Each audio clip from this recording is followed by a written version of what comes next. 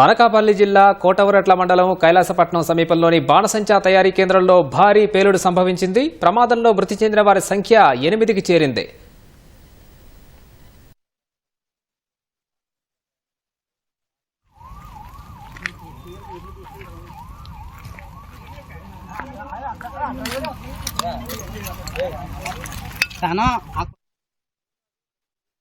ఇదే అంశానికి సంబంధించి మరింత సమాచారం మా ప్రతినిధి కూర్మరాజును అడిగి తెలుసుకుందాం. కూర్మరాజు, బాణసంచా ప్రమాదం ఎప్పుడు జరిగింది, ఎలా జరిగింది? కైలాసపట్నం అనే గ్రామం ఉంది.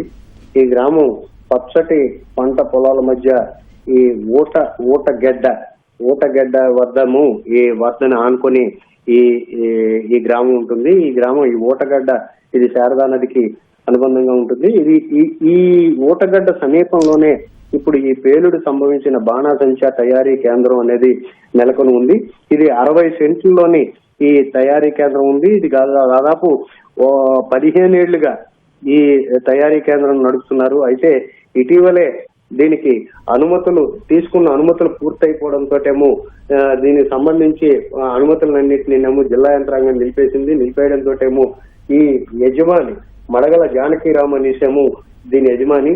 ఈ యజమానేమో నేరుగా కోర్టుకు వెళ్లి కోర్టు నుంచేమో తెచ్చుకున్నాడు. అయితే కోర్టు నుంచి తెచ్చిన ఉత్తర్వులను పరిశీలించి వాటికి సంబంధిత అనుమతులు ఇవ్వడం కోసం ఆ ఫైల్ ప్రస్తుతం ఆర్డీఓ దగ్గర ఉంది. ఆర్డీఓ ఇంకా దీనికి అనుమతులు ఏమి మంజూరు చేయలేదు. అయితే ఇది గత ఎన్నో సంవత్సరాలుగా తయారు చేయడం అనే పరిశ్రమలో నిమగ్నమై ఉండడం చేత అది అక్కడ ఈ బాణసంచా తయారీ అనేదేమో కొనసాగిపోతుంది. ఇది చుట్టూ మామిడి తోటలు, కొబ్బరి తోట, అలాగే ఊటగడ్డ వాగును ఆనుకొని ఈ తయారీ కేంద్రం ఉంటుంది. ఇది పూర్తిగా కమ్మల రేకులతో ఉండి దానిపైన ఐరన్ షీట్లు వేసి ఉన్న ఒక తాత్కాలికమైన నిర్మాణంలాగా ఉంటుంది ఈ బాణసంచా తయారీ కేంద్రం.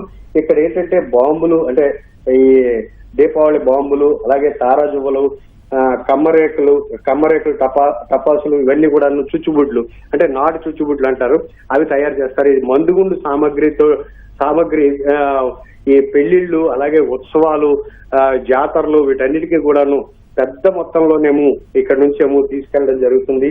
ఇది ఇక్కడ ప్రధానంగా కైలాసపట్నానికి చెందిన వారితో పాటు అలాగే ఇతర ప్రాంతాల నుంచి ఇందులో నైపుణ్యం ఉన్న వాళ్ళు వచ్చేమో పనిచేస్తుంటారు.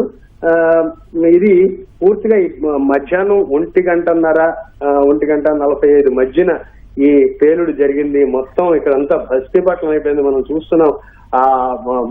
హృదయ విదారకంగా ఉండే దృశ్యాలు.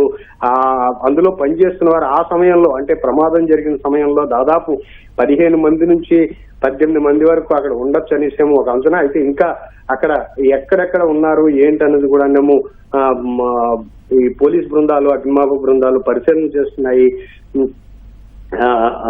చనిపోయిన క్షతగాత్రులు గాని, లేకపోతే అక్కడ ఉన్న చెల్లాచెదురుగా పడి ఉన్న మృతదేహాలను చూస్తే చాలా హృదయ విదారకమైన దృశ్యం అక్కడ ఉంది. వాటన్నిటిని కూడా ఆ మృతదేహాలని ఇప్పుడే 5 మృతదేహాలను తీసుకెళ్లి నర్సీపట్నం ప్రభుత్వ ఆసుపత్రి మార్చిడి దగ్గరికి తరలించడం జరిగింది. మిగతా వాటిని కూడా తరలిస్తున్నారు.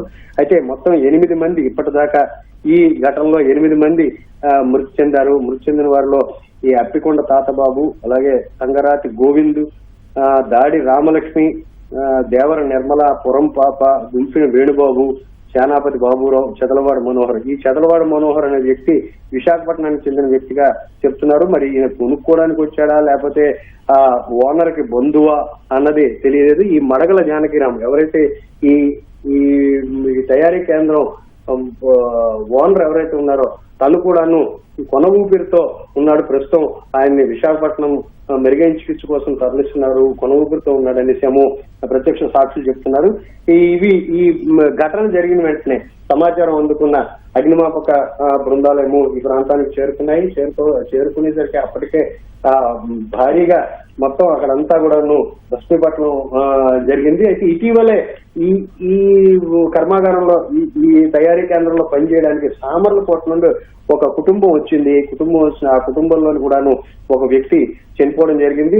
ఇప్పుడు ఈ ఘటనలో ఇప్పటి వరకు గాయపడిన వారి వివరాలు ఏంటంటే ఒక 6గురిని గాయపడిన వారు గుర్తించారు. వాడిని హుటాహుటిగా మెరుగైన చికిత్స కోసం కొంచెం ముందుగా కోటగురట్ల ఆసుపత్రి, అట్నుండేమో విశాఖపట్నం తరలిస్తున్నారు. జల్లూరు నాగరాజు, రాట్నాలపాలెం, వేలంగి సంతోషి, సామర్లకోట నుండి వచ్చిన కుటుంబంలోని వ్యక్తి, అలాగే మడగల జానకీరామ్, ఈయన కైలాసపట్నం, ఈయన ఓనరు, ఈయన చావు బతుకుల మధ్య ఉన్నాడు. అలాగే వేలంగి సారంగి, ఈ 19 ఏళ్ల బాలిక, ఈమె కూడా సామర్లకోట నుండి వచ్చిన కుటుంబంలో ఉంది. సియాజుల గోవిందు, అలాగే వేలంగి రాజు, వీళ్ళు 6 కూడా గాయపడిన వాళ్ళుగా ఇప్పటి వరకు గుర్తించడం జరిగింది.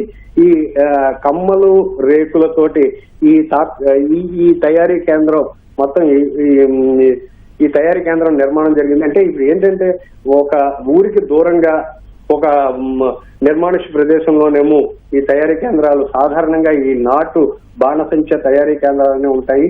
అయితే దీనికి అనుమతులు లేవు, ఇంకా పూర్తి స్థాయిలో న్యాయస్థానం ఇచ్చిన తర్వాత అనుమతులు ఇవ్వాల్సిన రెవెన్యూ శాఖ ప్రస్తుతం ఆర్డీఓ దగ్గర ఈ ఫైలు పెండింగ్ లో ఉంది. పెండింగ్ లో ఉంటుండగానే ఈ ఒకవైపు జాతరల సీజను, మరోవైపు ఏమో పెళ్లిళ్ల సీజను, ఇంకోవైపు పండగలు, అంటే ఉగాది తర్వాత వచ్చే పండుగలు, గ్రామ దేవతల పండుగలు ఎక్కువగా నాటు బాణాసంచ ఉపయోగించడం చాలా తరచుగా ఇక్కడ గ్రామాల్లోనే జరుగుతుంటుంది. ధన్యవాదాలు కూర్బరాజ్.